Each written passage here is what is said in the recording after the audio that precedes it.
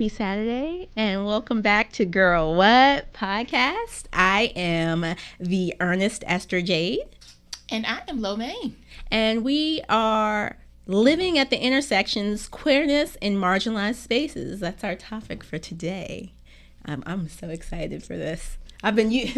Lo can tell you that I've been wanting to do this for a long time. That and another one.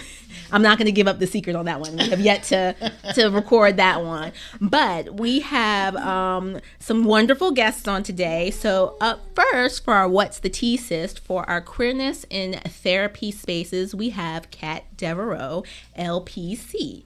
So just I'm going to give a little introduction to Kat. So she's a proudly Jewish, queer, polyamorous, ADHD. ADHD. ADHD. I got the TISM and the ADHD. Oh, okay. Cis woman, licensed clinician. Listen. The side product of not having my tea this morning. And self-proclaimed witchy therapist who decided therapy needed to get a whole lot more honest and a little more magical.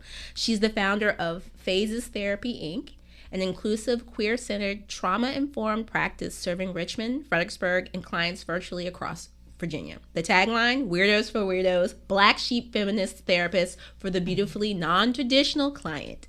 She's a licensed professional counselor, clinical supervisor, EMDR certified provider, and internal family systems trained practitioner whose work centers trauma, neurodivergence, LGBTQIA plus identities, ethical non-monogamy, kink, BDSM, feminism, and the spiritually curious. With over 16 years in human services from crisis intervention to community mental health, plus nearly a decade teaching high school French. Parlez-vous français? She brings both clinical rigor and lived experience into the room. Beyond the therapy couch, she's a community educator and presenter for organizations like, is it FAS or FAS? FAS. Thank you. The We Stand Together Summit, Blue Circle Conversations, and college programs. She's also developing a clinical residency model that trains new therapists to be culturally responsive, ethically grounded, feminist-oriented, and fully themselves, because we need more therapists who don't fit the traditional mold either. Phase therapy operates at the intersection of evidence-based care and intuitive witchy healing, holding space for those who've been told they're too much or too complicated when they're really just multidimensional. She is intentional about using her privilege to advocate for safety, visibility, and liberation from marginalized communities. Please welcome to the mic, founder of Phases Therapy, here to remind us that healing isn't about shrinking, it's about becoming your full self. Whoop, whoop. Thank you. Welcome, Kat Devereaux. Thank you for having me. Of course. You make me sound very impressive there. Thank you. Look, we try. Look, I be trying to blow people away with their introduction. I love it. I'm a hype woman, so I'm here for it. Yes, ma'am. That's what we do. We definitely a good hype team, though. Yeah, vibes immaculate. Yes. All right, Kat. So before we dive in, can you share how you personally define queerness and queer-affirming care? Yeah. So, queerness is both an identity and a rejection of the norm. It comes from a term that's typically been used to mean other or weird or outside, and it was used as a slur for a really long time. And so really what it is a reclamation of that term for us to take our power back. And it's a rejection of what I like to call the yellow brick road, and that is paved by patriarchy, capitalism, monogamy-centric narratives, Christian-centric narratives, what else? Heterosexuality, compulsive heterosexuality, or comphet for short. And that's the idea that anything that isn't one of these things and you go off that path, is less than or wrong. And queerness thrives off the yellow brick road. And so it's a reclamation of our power, because there's so much more power in naming ourselves instead of using the words that are used to marginalize us. So it's a common term used across the whole community. Anyone under the umbrella of LGBTQ+ can identify as queer. It's a very broad strokes term, so it can individually mean something very different to everybody. But in terms, that's what queerness is. It's otherness, and it's being really proud of that and creating your own path instead of following the yellow brick road just because you're supposed to. So, and it's really interesting to hear you talk, give that definition of queer or queerness. And I was today years old when I found out that the A and that is asexual, which is what I identify as. And I had for a long time, but never connected those dots. So it's like, oh, well, then that makes sense, because I never thought being asexual was something to consider to be queer. You know what I mean? It's just that I categorize myself as a demisexual, whereas I don't, my attraction isn't based, for people who don't know, demisexual is basically when you are attracted to the person, not the looks. It's usually like, I'm somewhere between like a sapiosexual and a demisexual. Demisexual requires a certain amount of safety or connection before attraction can happen. I'm also demisexual. Yes. So really.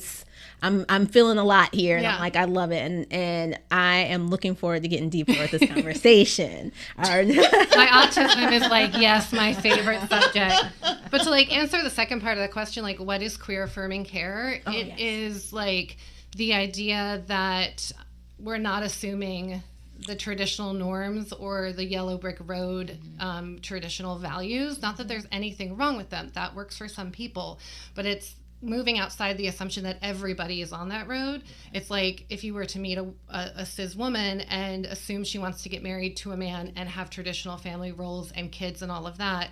We don't do that in queer affirming care. We talk to people as individuals. We don't make those assumptions about their gender, their romantic or sexuality orientations, their gender, their any of it. We just meet them as they are and ask questions with curiosity. And it's also in understanding the shared experience of queer people and having been othered and having to fight for our right to exist, and not having to explain who we are to people when we're just trying to get medical care, because that is exhausting. And so that's a lot of what queer affirming care is creating spaces where folks are safe to show up and be seen and be supportive. And really at its core, when it is working the best, queer care works for everybody. Because you're not assuming just because I look at you that you're going to be X, Y, and Z. Instead, I'm going to approach with compassion and curiosity and say, tell me who you are. I'm going to meet you where you are. It's very person-centered, and it's really beautiful. I think that's how the world should be. Okay. And I think, honestly, in today's society, while there are so many people that try to hate on the term queer because, as you stated initially, it had that negative connotation. Honestly, a little bit of everybody has queerness in them. And I say that because just, how you were mentioning, okay, just because you see a cis woman and you think she's supposed to marry a man and they're supposed to have kids, live in the white picket fence, he's supposed to work, she's supposed to take care of the kids. I know for me personally, and I'm a straight woman, I'm gonna be out there working too. Like, it's gonna be, like, even with the guy that I've talked to feminism in the past, like, I'm like, would you be willing to be a stay-at-home dad? Like, you know what I'm saying? Like, stuff like that. Let those roles be reversed. Shout out to Erica.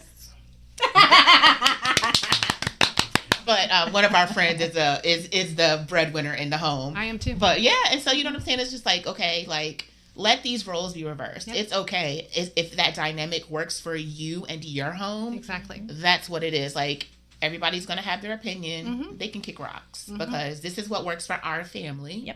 Exactly. It has been working for our family. So what's the point of changing it just to fit into your cookie cutter? Right. And like the yellow brick road, like that patriarchal, all of that forces people to fit in that box. Like no matter what your needs are, you have to follow this path. And if you don't, then there's something wrong with you. And there's so much shame and guilt. And then if you are obviously quote unquote deviant from this path, then you have varying degrees. I'm a heathen. Things that are wrong with samesies. I mean, things that are wrong with you, or levels of wrongness. And people treat you differently when they're drinking this Kool-Aid of the yellow brick road. Like it's wild. On that Jerry Jones juice. So stupid. Don't mind me, y'all. I'm going to be saying some wild, crazy stuff to make you laugh. That's just what we do here.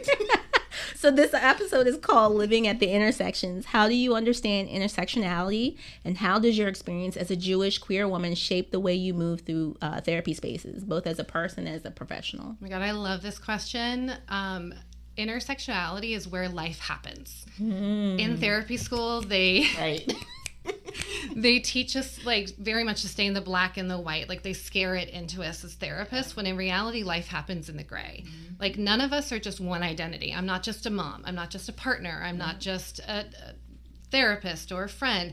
I am all of these things, and I have lots of adjectives. I'm pansexual. I'm polyamorous. I'm Jewish ethnically. I'm cis. I'm ADHD and autistic or ADHD. I'm a mom, I'm a partner, I'm a business owner, I'm a friend, I'm a lover, I'm a former teacher, I'm a goofball, I'm a million things. And I grew up in a mixed cultured house as well too. My dad is white, Irish, Catholic, Polish, Italian from New Jersey. And my mom is a Russian Portuguese Jew, also from New Jersey. So I'm like all of New Jersey in a person. Jersey girl. Yeah, totally. Yeah, I just got back from New York too, so my accent has been a little more. I noticed that with the patchy. Yeah, it was really bad last week. Certain words. But, you know, like I always grew up with a sense of otherness and really, you know, didn't start to embrace my like ethnically Jewish ness until I was older and was allowed to and found space to do so. But it is so core to who I am. I like to joke that I grew up a cashew, a Catholic Jew. And now, between the guilt of both sides, I became a hippie witch. So I'm a Jew witch is my identity. I love a good pun. But like all of these things that I am, all of these adjectives, which might seem like so much, paint a picture very specifically about who I am. Yeah. And all of that enters the room with me wherever I go.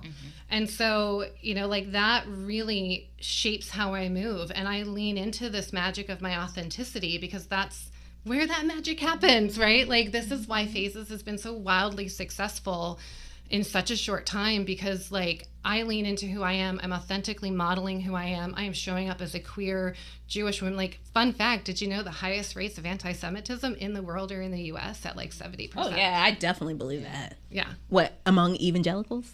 I have so many questions. But like before I started like dyeing my hair bright pink and having piercings and tattoos, people would think I'm a cishet white woman who's Christian and monogamous. And I'm like, well, I'm cis. That's especially when I lived in more rural areas. And so like I have started to live more outwardly myself to model for others that it is safe to live outwardly yourself, that we have to create these spaces and show others that it is possible. So like this helps me as a therapist to attract the kind of clients that want to work with me. Like I strongly believe that everybody deserves the best quality of care. I am not the right fit for every person, and I hate that we get taught that as therapists. Like I'm not going to treat people with eating disorders because I don't have enough training or education on that. So I'm all about leaning into what you work best with and who you work best with, and you attract those clients. And so I work great with queers and like other weirdos who like love magic, and I think I have maybe one cishet white dude on my caseload, and he's like wanting a different perspective, which I love. But most of my folks are like women who need feminism and who need to find their magic. And matriarchy now. Yep. Queer folks who need to be seen and understood. It also helps me to find community and to find spaces that are not for me. And so I know to go the other way. And so like, it also helps me to not take it personally if somebody is like, no, you're not my vibe. And I'm like, cool, but you're probably not my vibe either. Right. And so like, check yourself out. Yeah. I can't tell you how many people that I have met who are like, wait, you're queer, you're Jewish, you're witchy, you're this, you're that. And they're like, oh my God, samesies. And like the conversations, the connection, that community is so beautiful, both like in the therapy room, in my practice, in the community, in my personal life. And it's just helped me find my people and find my space where I thrive, which then allows me to create a space for both my clinicians, who are other fellow neurospicy weirdos, and our clients to thrive and to be seen and to be supported. And I am so humbled by like the reaction to what I've created and what they've helped me to create. So like, it's so important to just be yourself. Yeah, the courage, the fact that you have the courage to be yourself gives other people the courage. Yeah. And I've realized that in my life, right? But I think you're doing really important work. And no, you can't, help everybody, but like you're helping a marginalized group that really does need it. It's the most underserved population. Like in therapy school, we do not get enough education on how to support the LGBTQ community. Nothing really about gender or gender nonconforming folks, and very little on intellectual and developmental disorders. It's like maybe a chapter at best in some of our training. And this is one of the most needed, like, underserved populations who really need people who are going to get it, who they don't feel like I have to go in and explain my existence to, or explain my BDSM dynamic to, or my polyamorous relationship, or my sexuality, or anything. Like, they are with people who like, oh, okay, you got it. I feel safe. And you can't access you can't access therapy and work and vulnerability without safety. So this is like paramount to do good mental health work. And maybe you'll be the one that changes the psychology books, the medical, books on how queer and non-conforming gender people show up in those spaces, And I truly believe it's people like you that will make a difference, that will, do that charge. And I'm so glad that you're here to talk about your work. Being a Jersey girl does have its perks, where I am loud and obnoxious and have no problem calling somebody out. Yes, so. Take up space. That's definitely what we need in these times, just for somebody to take up space. But we'll definitely talk more after the break. Y'all be right back. See you soon. Welcome back to Girl, Whet podcast. And today's episode is titled Living at the Intersections, Queerness in Marginalized Spaces. We're going to jump right into our love, baby, and other grown folks business segment, where we're going to be talking about be who you are. Yes. And we are rejoined by Miss Kat Devereaux. And then also joining us, we have Jeffrey and Dominique Trew-Greene. And they are very, very, very special to me.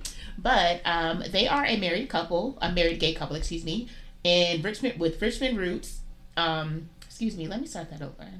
A married gay couple, from Richmond, rooted in love, purpose, and impact. Dominique is a mental health leader, community advocate, and director of operations dedicated to helping people heal and rise.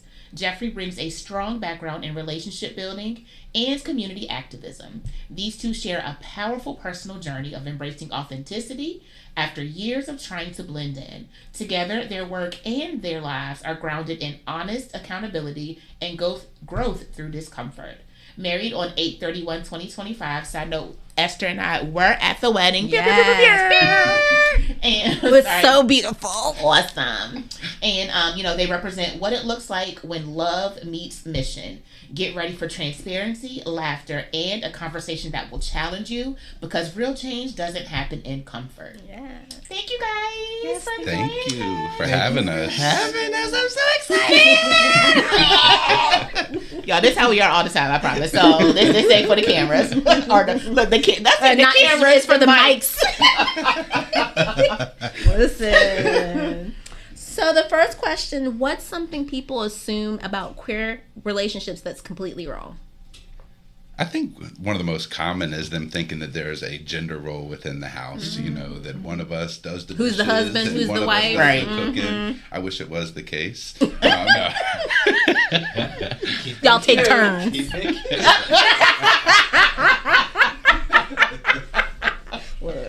I think that's definitely one of the most common things that we deal with. I think even in my family, like I was probably the first person anywhere close to coming out in my family. And the questions that I've had from some of my cousins over the years and my older aunts have been very eye-opening. I'm sure. Very much so. Very much so. I would say for me, it was more like two men can't have a child. Two men cannot raise a child. And going back to creating different spaces and safe spaces, two men can raise a child. That's right. Two women can raise a child. That's right. And it's crazy how many of those limitations like are not necessarily always imposed by society, but just like thoughts within our own mind. You know what I mean? As someone who identifies as a Christian man, I think my walk in my life, and as far as it was either I was embracing who I am or I was completely avoiding who I was to be in a space that I felt I was supposed to be. And sadly, it took me over 30 years to lose what wasn't even implemented from my household because I didn't grow up in church. It's just like this is what was implanted in my head. And even circling back to the gender role thing, you know, we get questions all the time. Who's going to be your surrogacy? Or who's going to carry the child? And one of the things that me and Trew talked about, we want to adopt, right? Yeah, so like the walk is different for every single person. Exactly. So really breaking down that stigma, definitely. Yeah. You didn't have people at the wedding saying, when you going to have a baby? No, they knew better. I hate that. I hate that. You haven't even like just Right. the broom hasn't even been like just The you engage around the yeah you just jumped over the broom, you know. But y'all know we didn't stand still long enough for anybody to ask us anything. No, you didn't. That relationship escalator is real though, and that's that patriarchal piece of like expecting that next step when it's like, I don't know, can I just love this person and Right. vibe? And if I it don't have happens, to it go happens. anywhere. But Right. What do you think is something people assume about queerness relationships that they get completely wrong, Kat? Oh gosh, I mean their answer was perfect. I'm trying to add something that they get wrong.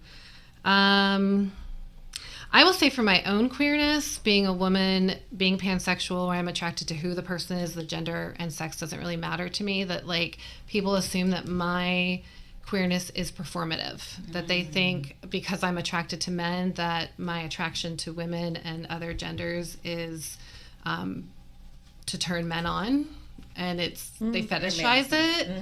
I can't tell you how many cis het men I've met who are like, oh, I don't like gay people, but lesbians are fine, and I'm like, yeah, no, we're not here for your enjoyment. It's kind of the whole point. Yep, exactly. So I think, like, you know, to add to theirs, like, yes, it is this like expectation of gender or roles or that escalator, but also as a femme identifying person, it's this performative piece that my relationships aren't real. It's just a sexual fetish. It's for, you know, the benefit of others, which I'm like, no. No. Exactly. So what does safety look like when dating in spaces that aren't always affirming? Y'all are newly married. You can kind of speak to the dating part of it just a little, maybe. It does. I think the safety aspect is crazy. You know, just something even right now. We've been planning a vacation in the next couple of months. And all my life I wanted to go to Jamaica. And he's had an experience going to Jamaica before where he had a great time at the resort. He leaves the resort, a lot of slurs being thrown his way. And in Jamaica? Oh, yes. Because you're American? Because I'm gay. no, I was say because he's gay. Yeah. And mentally, I almost feel like a bad partner because for the first couple months we were talking about this, I was really dismissing his experience, his lived experience, because I'm like, well, you know, if we go now, we're going together. Like, I'm going to be protecting you. But we had to kind of go through the mentality of, why are we spending money to go on a vacation to get back in the closet and pretend we're not who we are? You know, it was a journey for me. I remember when I was not accepting who I was, people who had pride, who were loud, it was like, oh, I'm okay with gay people, but not the real loud people, not the people who are throwing it in your face, quote unquote. And after 30 sexuality isn't thrown in your face. Exactly. We don't have baby onesies that say future, like, you know, man eater or womanizer. Like, there's no future queer versions. Yeah, no, I'm with you. I think like the safety piece. So I went to 3 different comedy shows this past year. It's not quite dating, but this proves my point. Might as well have been. But like, one of them was, and I want to preface this with like, I am not anti-Christian. I'm not anti-men. I am anti-systems that are oppressive and abusive. And unfortunately, a lot of Christian and men and cis folk fall into that, but not all. So I just want to preface that. But I went to a kind of a Christian comedy one with my girlfriend who is very Christian. We joke we're like the perfect start of a great joke or a Republican's nightmare. She's a lesbian Baptist pastor and I'm a pansexual Jewish heathen. And we walk into a metaphysical store. Like, that's the start of the joke. Yeah, it works though. Like, we were very aligned. But I want to come. I know, right? It's so fun. I love subverting expectations. But I went to this Christian comedy show with her and her friends, and it was like, I was definitely the only outwardly queer person, and I felt so unsafe in that crowd. And the show ended up being really bigoted and misogynistic and just all the icks. And my girlfriend and I are like, oh my gosh, we were not expecting this. And then I went to another one that was some guy off Comedy Central, and it was very middle of the road. Like, it was fine. I went with my nesting partner and two of our friends, all who are trans women. And then I went and saw Kristen Keys, who's a lesbian comedian. She's hysterical if you've not looked her up. And it was the most sapphic, like, women loving women crowd I've ever been to, and I have never felt safer in a crowd. And it was every flavor of sapphic. And I feel like, especially as a pansexual person, that's what dating is like for me. It's like, these are my options. I'm on the yellow brick road. I'm on the, like, normative path. And it is unsafe for me to fully be myself. And then, you know, if I'm in more spaces to the left or to the right, like, it really depends. But I find that I feel safer in queer, more alternative spaces than I do in your traditional ones. I mean, again, not anti-men, but the leading cause of women's deaths are men. Yep. And it is, if anyone ever is like, sexuality is a choice, why would I choose to be attracted to my number one predator? Yeah. Choose the bear. Right? Like, I've been saying. you know? So, like, I've been steadily rejecting dating since 2024. So I don't blame you. Back. I don't blame you. And, like, it's hard when it's like, you know, I love masculine energy, I love feminine energy, you know, obviously I'm all about it, but, like, I am much more reticent and cautious in dating men, especially if they are cis-het men. Yeah. Queer men, it's a little better, but I still have a certain amount of caution because the patriarchy messes them up too. Yeah. And I don't want to fall into those traditional gender roles, especially as, like, a very dominant feminine personality. And so I find it's easier to be myself and to be more authentic and to enjoy dating when I'm in more purely queer spaces. How do family, culture, or faith impact queer dating in your experience? That hits home. I would say family, first off, is who you choose.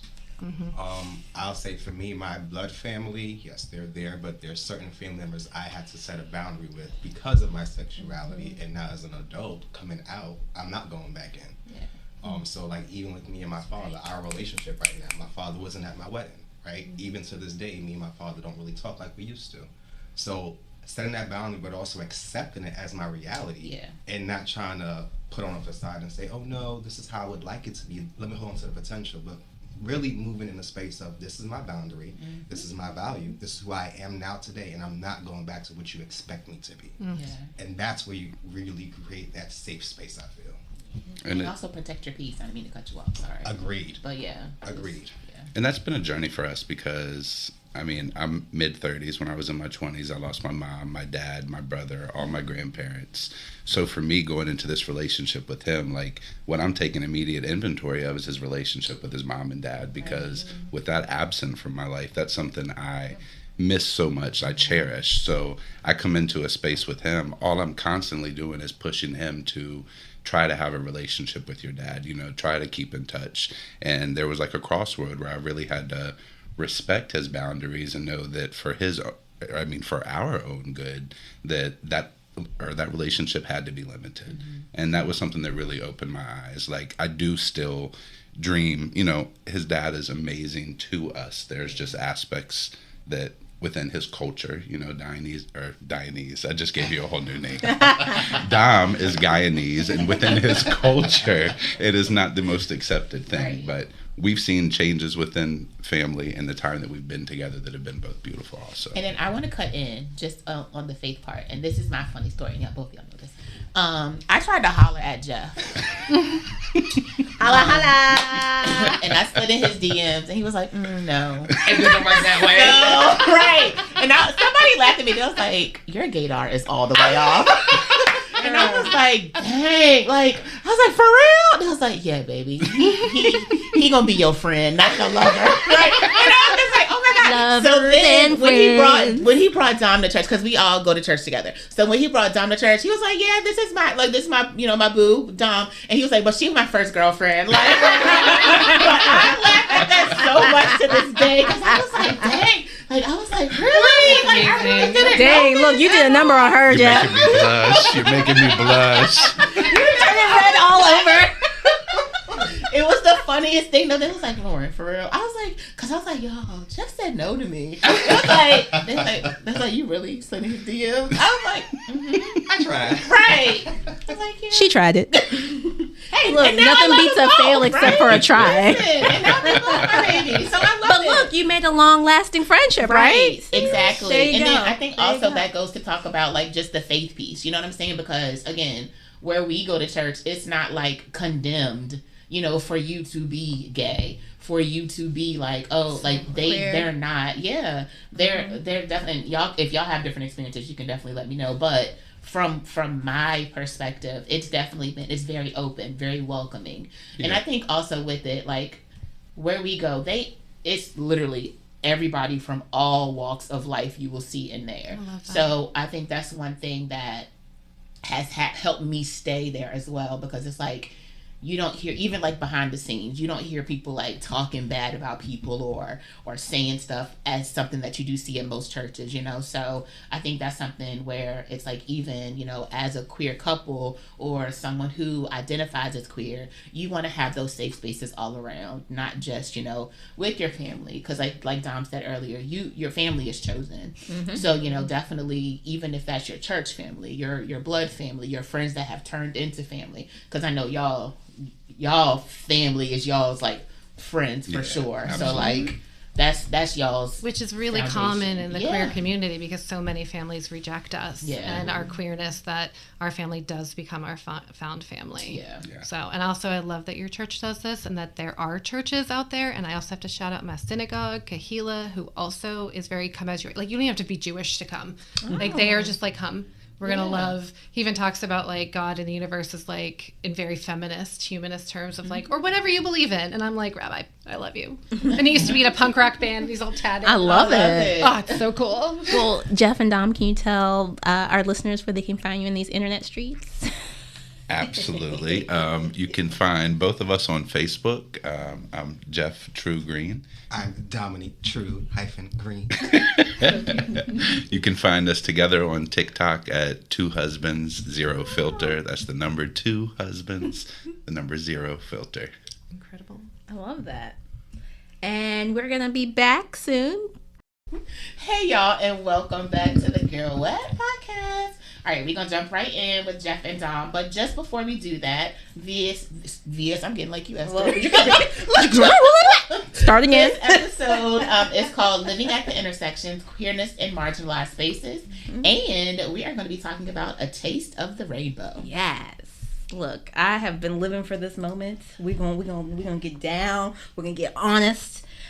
First question: historically, what role do you believe the Black church played in shaping attitudes towards sexuality? I have some thoughts on that, but Dominique, or Dominique, as you've been affectionately renamed. Dominique. That's a layered question. I'm gonna first start with, my answer probably is not coming directly from a Black church. It's probably more so coming from just church in general.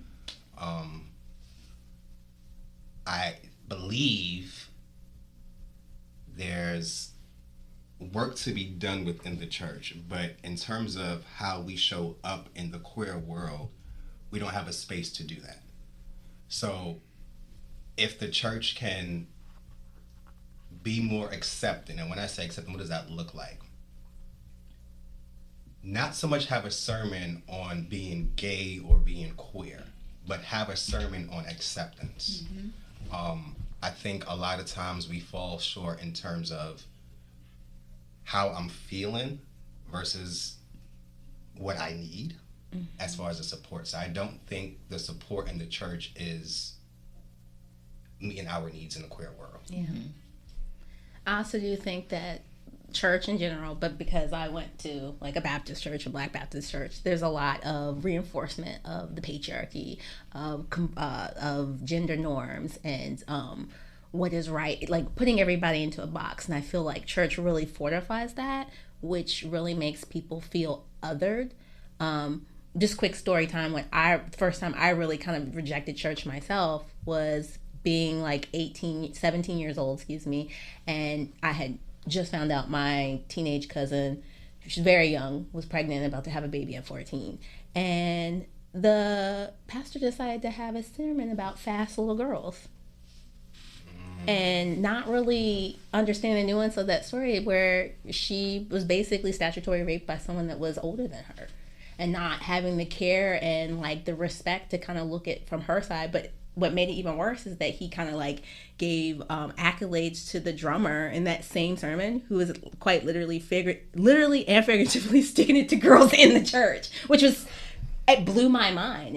And it really, I think that was the turning point for me. Because I, teaching kindness, but it was like, how can you be kind when you're literally like making, demonizing this child, but on the other hand, praising someone who is, taking advantage and of women or girls. So, yeah, I have a lot of thoughts on that. How has the church both harmed and sustained queer Black communities? Now, I know you guys go to, what is it, Liberation? Yeah, I mean, and I've had experiences in a couple of different churches, and I'm not basing it off of any one in particular, but like I said, I did not grow up in church, and then when I started to go as a young teenager, it was in a small Black Baptist church that had a nice gospel quartet, and that's what I was used to every Sunday. And there was no visual representation of anyone in the queer community in that church, and it wasn't something that was ever really talked about that I can recall from a sermon. So I left that setting, and later on in life, when I fell back into church, it was at a mega church, people from every walk of life. And I fell into leadership. I went on mission trips. I went to Africa myself to work with kids for almost a month. And as I went into the leadership side, one of the things we were literally signing was that we were not a part of the queer community. They did not want anyone who was in leadership to be leading that was a part of our community. And I think I've kind of taken that with me to different churches. I don't want to talk about anyone in particular, but for us, I experience a lot of church hurt just with the church that I do choose to go to, having that conversation when it came time for us to marry, and knowing that that wasn't something that was on the table. So for us, it's been a lot of respect in where we are within our own walk. I've found church in my community and conversations like this and small faith spaces outside of the four walls that we're accustomed to. And that is probably what's given me the breeding ground for the strongest relationship I feel like I've had with God. Right. And I'll say on my part, growing up, my grandfather, he had, if you remember like the domino sign, he had a Honda. And his sign said, "Jesus is coming, are you ready?" So he would pick me up from school with this sign lit up saying, "Jesus is coming, are you ready?" So from small, I was always in the church role, right? But as I grew older, I said, wait, I didn't have an identity in the church. Yeah. Because as I was going to church as a child, literally my father would drop us off at my grandparents' house. My grandparents were taking us to church, and my dad's back home in the bed. So what are we doing? So as I grow older now as an adult, going to church, it's so much trying to make sure I'm getting filled for the week. So it's intentional, and it's also fulfilling because I know what I'm going for. It's not so much to try to make a church family or to try to make a church home, but it's more so to fill my cup. Right. And that's the way I go about it. Love that. How can churches begin repairing harm done to the LGBTQIA plus members? The noises that come from this thing beside me. I just be passionate. The floor is y'all's. Like, look. Yeah. From your mouth to God's ears. No, I think there has definitely in the last 10 years been a big change. A lot of churches are much more accepting. For me, it almost feels like we welcome you here. Just don't be too loud and don't stand up too much. For him and I, whether this is just my own thoughts, but it's like, okay, we have to tone ourselves down when we step into this place. You know what I mean? We may walk up to the doors holding hands when we get in church, but there's not much displays of affection once we're inside those doors. And I think the battle a lot of times is just within our own head in that walk, you know. We found ourselves being more vocal, being more present, showing up more authentic than I feel like we ever had in our journey. I mean, it's been up until the point of us getting married, and we've done a lot of work together that I feel like we were unable to do on our own, just as far as our identity as a whole. And I say, walk proud, make people uncomfortable. Yeah. Realize that the same way any cis person takes up space, y'all have the right to take up that same space. And that's something, you know, that is unfortunate that, you know, you feel like you have to kind of put a facade on to a certain extent, because why?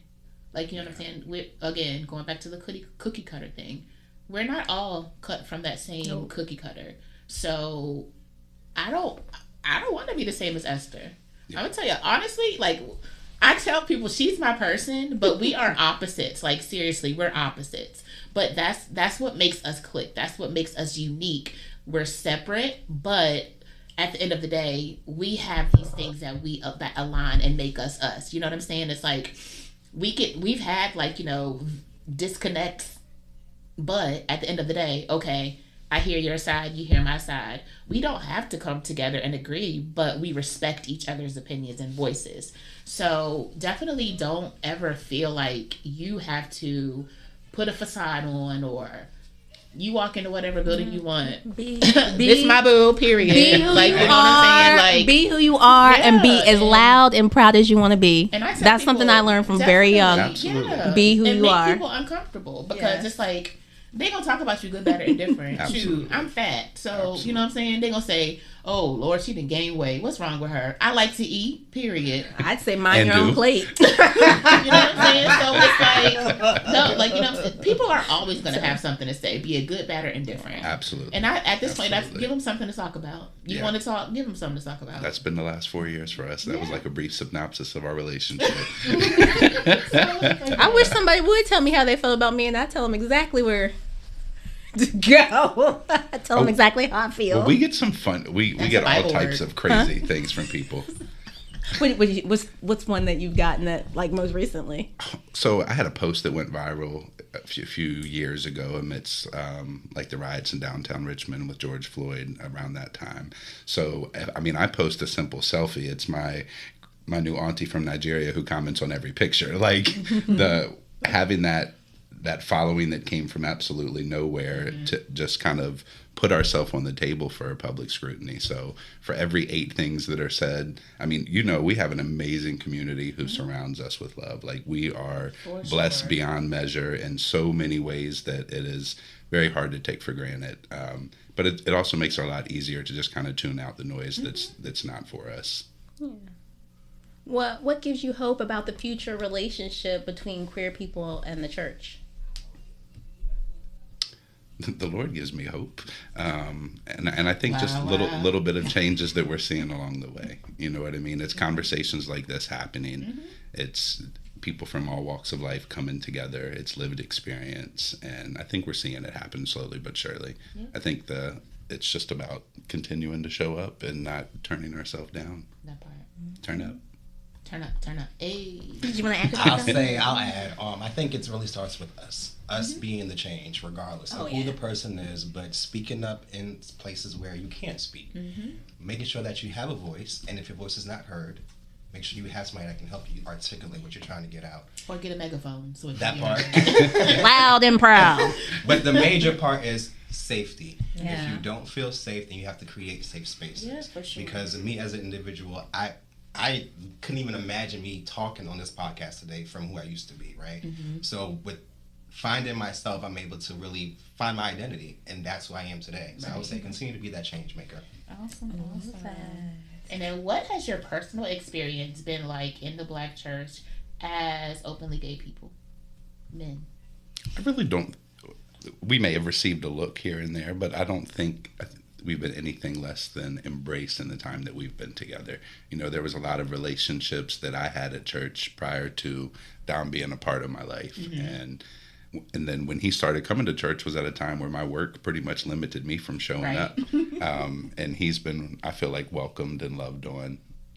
I'll say for me, similar to what you're saying, it's not that drastic change, but it's the silence. So it's the looks, it's the chuckles, it's the question and murmuring behind you, but no one's coming to ask. So I would say it's the stuff going behind the scenes that you know is happening, but going back to that space where you're creating that space. So you're confident, you're bringing energy, so they're gonna question because they feel uncomfortable because your presence is making them uncomfortable. Because we're a vibe. Period. Yeah. Y'all so mature, because I would turn around. You talking about me? God ain't through me yet, for real. I'm like me. Listen, I'm spicy too. I'm real spicy.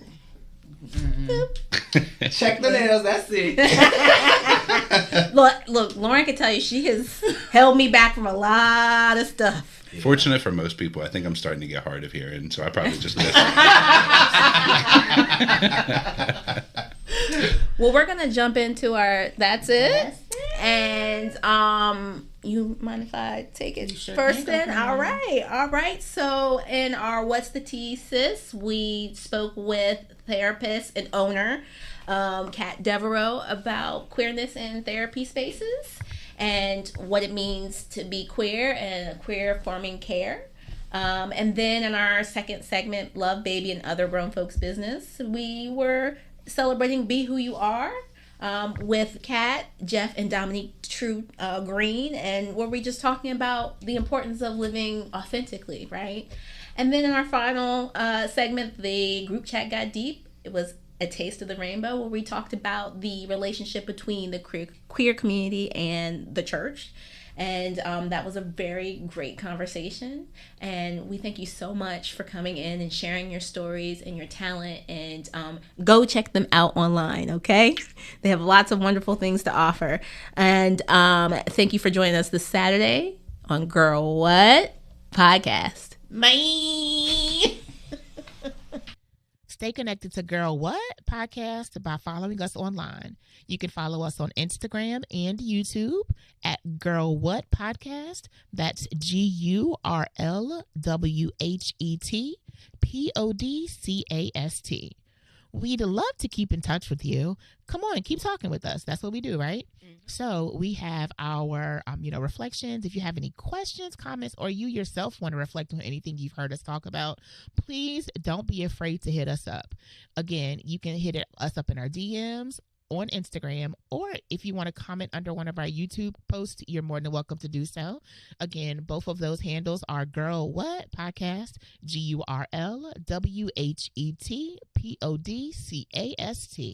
And you also have the option to leave us a voice memo in our DMs or leave us a voice message at 804-476-0905. Again, that number is 804-476-0905. And with your permission, we may feature it in a future episode. Your voice helps us shape meaningful dialogue on Girl What. So remember to stay in community. Remember to stay bold. And girl, keep talking.